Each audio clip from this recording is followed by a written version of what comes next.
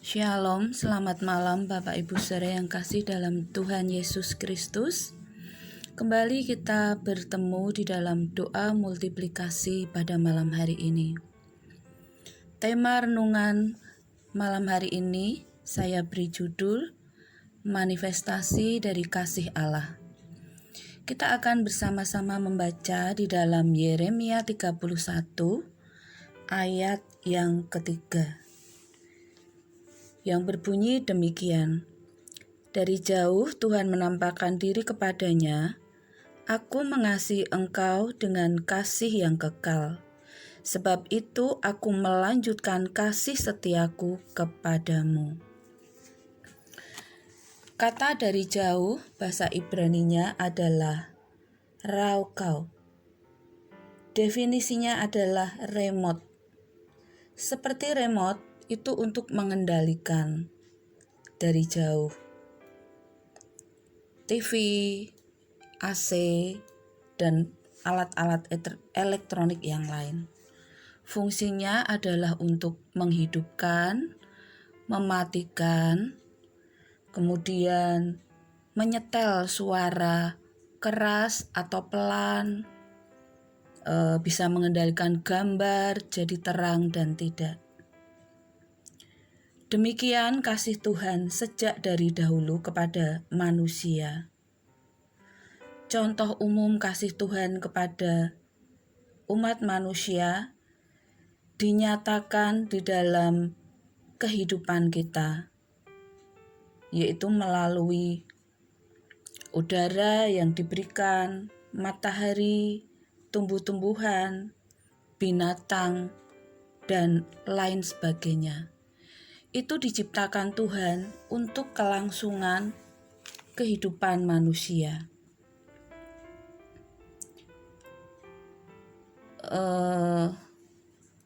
Kita mengingat bahwa Tuhan menciptakan manusia pertama, yaitu Adam dan Hawa, itu dengan fasilitas yang luar biasa untuk mereka nikmati.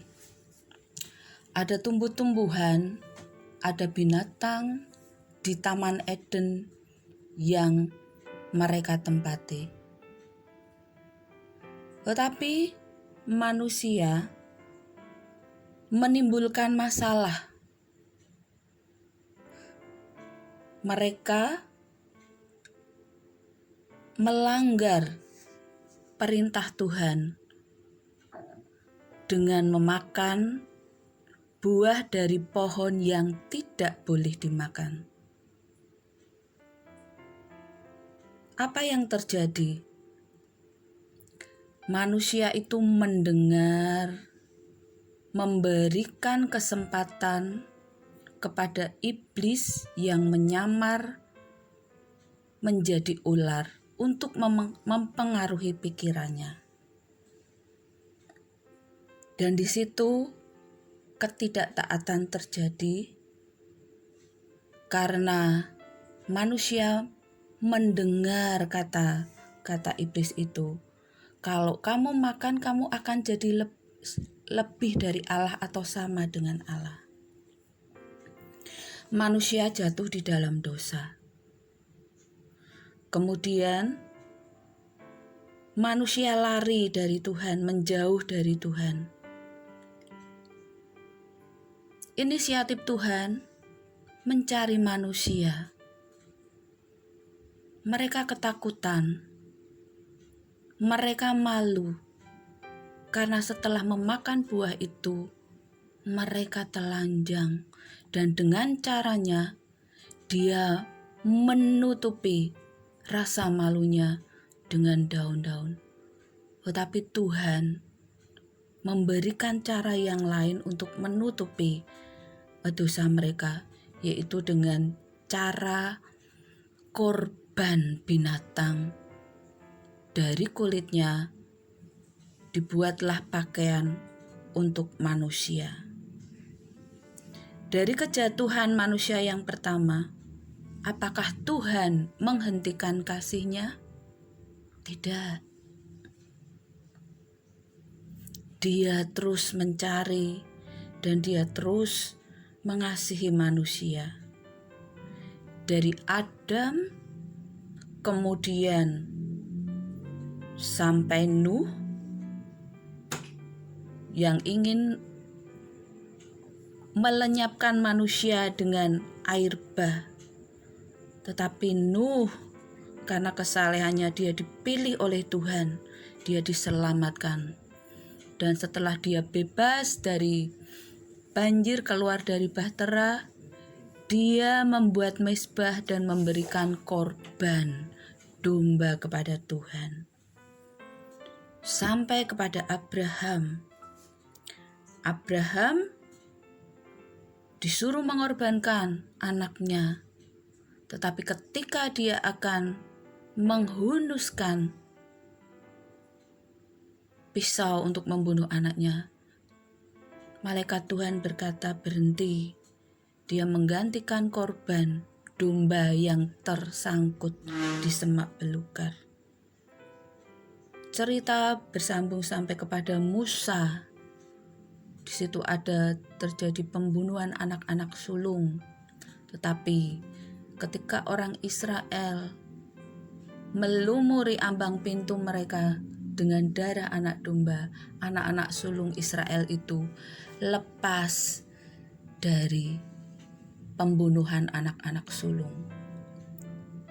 Dan sampai kepada Daud, kemudian sampai kepada Yesus. Kasih Tuhan terus dinyatakan untuk manusia. Dengan cara apa?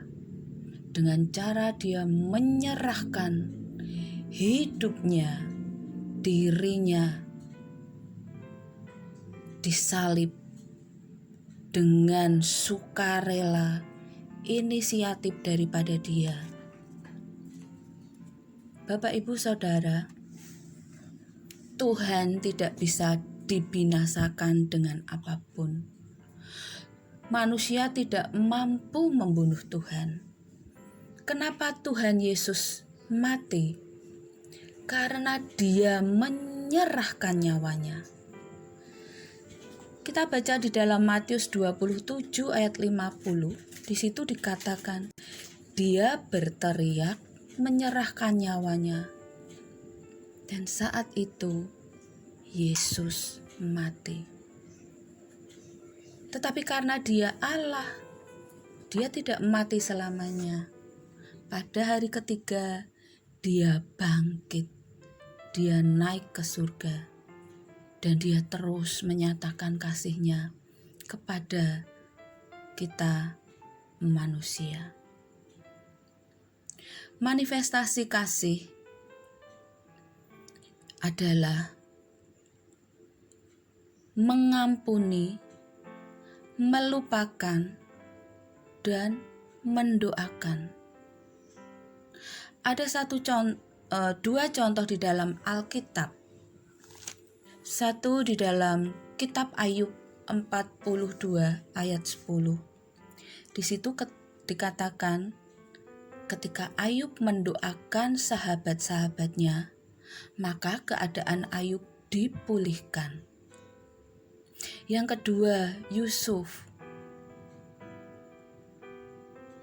Dia memanifestasikan kasih kepada saudara-saudaranya yang mencoba membinasakan dia. Kita tahu ceritanya. Dari dibuang ke sumur, dijual, kemudian dia di Mesir, dan akhirnya dia menjadi orang nomor 2 di daerah Mesir. Dia tidak menyimpan dendam karena dia memiliki kasih. Dia mengasihi saudara-saudaranya. Dan akhirnya Yusuf mengampuni saudara-saudaranya dengan memberikan gandum dan memberikan tempat di tanah Gosen untuk mereka tinggal hidup bersama. Bapak, Ibu, Saudara yang dikasihi Tuhan, keistimewaan kasih yang pertama, kalau kita punya kasih, kita akan seperti Yesus. Kita akan memiliki empati. Dari empati menimbulkan reaksi. Dari reaksi akan menimbulkan aksi. Empati, kita tertarik. Reaksi, kita menanggapi apa yang saudara-saudara kita alami dan menghasilkan aksi, yaitu tindakan nyata untuk kita bisa memberikan kasih kepada saudara-saudara kita yang membutuhkan.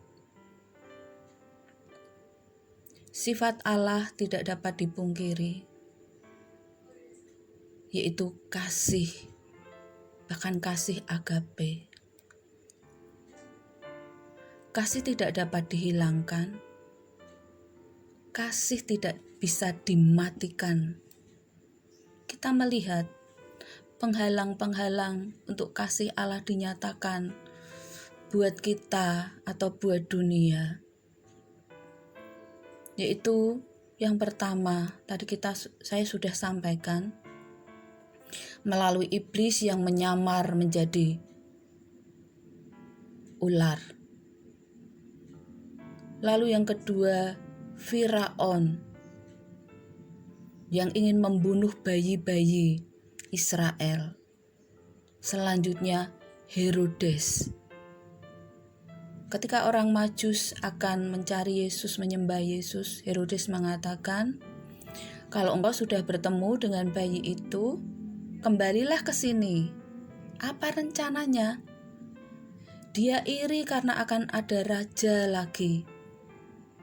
Dia ingin membunuh, tetapi kasih itu tidak bisa dihentikan. Bapak Ibu yang dikasihi Tuhan, kasih Tuhan bisa dinyatakan melalui kehidupan kita. Kita adalah pembawa tongkat estafet untuk kita menyebarkan kasih, membagikan kasih buat saudara-saudara kita. Di dalam 1 Korintus 13 ayat 13 dikatakan, iman, pengharapan, dan kasih. Dan yang terbesar dari ketiganya itu ialah kasih. Bagaimana kita bisa memanifestasikan kasih Allah untuk orang-orang yang ada saat ini? Kita masih merasakan hal yang sama. Kita masih hidup di dalam kondisi yang sama. Sudah bulan ke-7 kalau saya tidak salah, pandemi itu ada di bangsa kita. Banyak orang kehilangan pengharapan, dan yang berbahaya, mereka kehilangan kasih. Orang yang kehilangan kasih itu bisa gelap mata dan mengakibatkan kerugian bagi orang lain. Senternya adalah aku. Mari kita akan menjadi lilin yang menyala di tengah kegelapan saat ini, yaitu dengan kita mau membagikan kasih. Bagaimana kita bisa memiliki kasih ini? Tidak ada cara lain, yaitu ketika kita bergaul dengan sumber kasih itu sendiri, yaitu Yesus. Kita nempel pada pokok anggur supaya kita mendapatkan aliran kasih itu di dalam hidup kita. Ada banyak hal yang bisa kita kerjakan saat ini. Melalui perhatian kita, melalui empati kita kepada orang-orang di luar sana. Saya punya pengalaman pribadi di masa-masa pandemi ini. Waktu itu adik saya mengalami kejadian yang luar biasa buat saya. Buat dia juga. Dia bingung, akhirnya dia telepon ke saya. kedua orang tuanya sakit, ya. Mamahnya masuk rumah sakit, papahnya sakit stroke yang sudah sangat parah. Waktu dia bingung, saya tanya, kenapa? Terus dia mengatakan, coba saya mau lihat kondisinya dengan cara video call karena tidak mungkin saya juga datang, ya. Kemudian papanya ini di video call ke saya melihat keadaannya. Di situ Roh Kudus ngomong, ini ada kepahitan, ada sakit hati. Lalu saya ngomong sama adik saya, dia membenarkan, iya Mbak. Lalu saya bimbing adik saya ini untuk berbicara di telinganya, untuk dia bisa mengampuni dan melepaskan pengampunan. Bukan itu saja, tapi melupakan. Lalu dia berbisik di telinga papanya ini. Kemudian saya tambahin lagi, Dek, ada Alkitab enggak? Saya bilang, enggak ada Mbak. Baca Mazmur 91. Enggak ada, karena enggak ada saya fotokan. Kemudian saya minta adik saya ini untuk memperkatakan dalam lindungan Allah, diperkatakan. Selang beberapa hari, akhirnya karena adik saya ini bingung ngurusi dua orang tuanya, tidak ada kakak-kakaknya atau saudaranya yang mau ngurusi. Akhirnya dia minta pertimbangan ke saya, gimana Mbak kalau ini saya masukkan rumah sakit. Jadi masukkan saja, jadi ngurusnya tambah gampang. Dan akhirnya papa mamahnya masuk rumah sakit. Selang beberapa hari papahnya ini dipanggil Tuhan. Saya bersyukur Bapak Ibu Saudara, saya sudah memberikan apa itu yang namanya kasih dan mengampuni. Dan saya percaya Tuhan berbicara melalui adik saya ini, karena saya bimbing untuk berkata ini dan dia melakukannya. Dan dia dalam keadaan berduka ini dia juga mengucap syukur bahwa papanya memang sudah lama kepingin dipanggil Tuhan, dan akhirnya kejadian. Bapak Ibu saudara yang kasih Tuhan, masa pandemi ini seharusnya tidak menghalangi kita untuk kita juga membagikan kasih buat orang lain. Karena sejatinya manusia itu diciptakan menurut gambar dan rupa Allah. Dan karena Tuhan kita ini adalah Allah yang penuh kasih, maka kita juga harus membagikan kasih itu kepada orang-orang lain supaya mereka juga bisa menerima kasih, merasakan kasih, dan akhirnya mereka juga akan memperoleh keselamatan yang daripada Tuhan. Yeremia 31 ayat 3 saya akan bacakan sekali lagi. Dari jauh Tuhan menampakkan diri kepadanya. Aku mengasihi engkau dengan kasih yang kekal, sebab aku melanjutkan kasih setiaku kepadamu. Kasih tidak pernah berhenti, kasih Tuhan tidak akan pernah berhenti. Dia akan terus melanjutkan. Kalau dulu dari jauh, tetapi sekarang dia sendiri sudah menyatakan dirinya melalui pengorbanannya di atas kayu salib. Dan kita yang sudah menerima kasih itu, adalah tugas kita untuk kita melanjutkan, kita membagi kasih buat orang lain. Saya sangat percaya ketika kita melakukan janji Tuhan bahwa Dia akan menyertai kita sampai kesudahan alam. Bagikan kasih, berikan kasih, manifestasikan kasih Allah melalui hidup kita buat orang lain. Kiranya Tuhan Yesus memberkati Bapak Ibu Saudara. Shalom, selamat malam.